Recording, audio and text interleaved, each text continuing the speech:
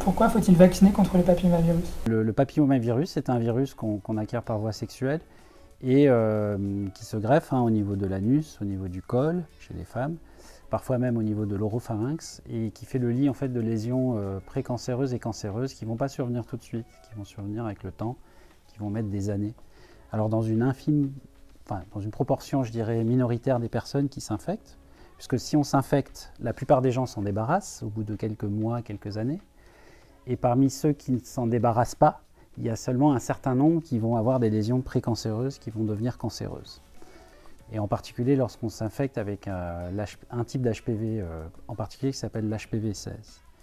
Se vacciner contre les HPV, en particulier avec un vaccin qui est contre 9 HPV différents dont le 16, c'est se prémunir en fait, si on se vaccine avant toute acquisition d'infection, contre l'HPV et ce risque de cancer. Donc en fait, le vaccin, c'est un vaccin au long cours, si on se vaccine tôt, qui va vous protéger des cancers, en particulier de l'anus, du col et peut-être l'oropharynx. Donc c'est la raison, je dirais, principale. Après, il y a d'autres effets bénéfiques du vaccin.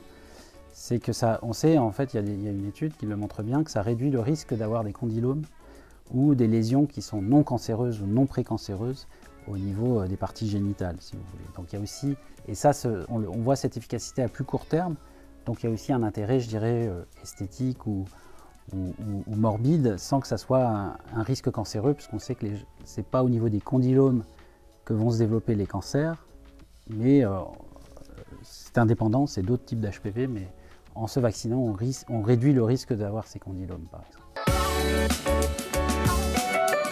C'est des études qui sont bien faites, mais plutôt des femmes jeunes, mais pour beaucoup qui avaient une activité sexuelle peu importante ou même pas d'activité sexuelle. Donc on les vaccinait plutôt très jeunes. Donc ces études sont sans appel. Dans cette population finalement peu exposée, paradoxalement, au risque d'HPV, en tout cas avec le temps, on montre bien que le fait d'être vacciné réduit de façon majeure le risque de faire des lésions précancéreuses au niveau du col, avec des taux d'efficacité qui sont largement au-dessus de 90% et des taux d'efficacité aussi mesurés sur le risque d'acquisition des infections HPV qui sont majeurs. Et on voit qu'il y a un taux d'efficacité très important, d'autant plus que la vaccination se fait tôt, avant ou tout début de l'activité sexuelle.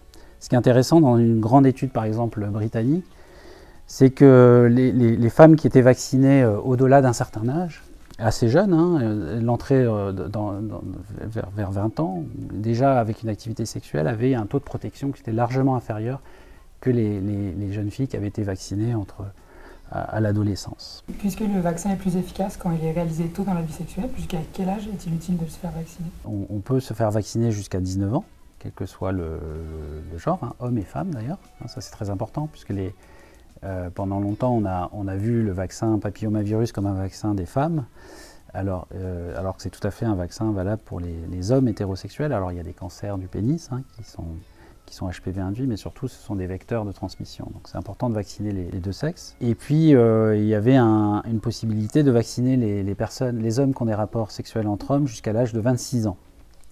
Et ce qui est en cours manifestement de discussion, à la fois au comité de la vaccination, à la fois par le groupe d'experts qui discutent, c'est probablement la possibilité à confirmer, mais de vacciner dans les deux genres, quelle que soit l'orientation sexuelle, jusqu'à 26 ans. Donc les études dont je vous ai parlé au début montrent bien qu'il faut vacciner tôt, parce qu'au-delà, dans les sous-analyses, lorsqu'on a déjà rencontré les HPV de haut grade qui sont responsables de cancer, il n'y a pas d'effet de protection majeur.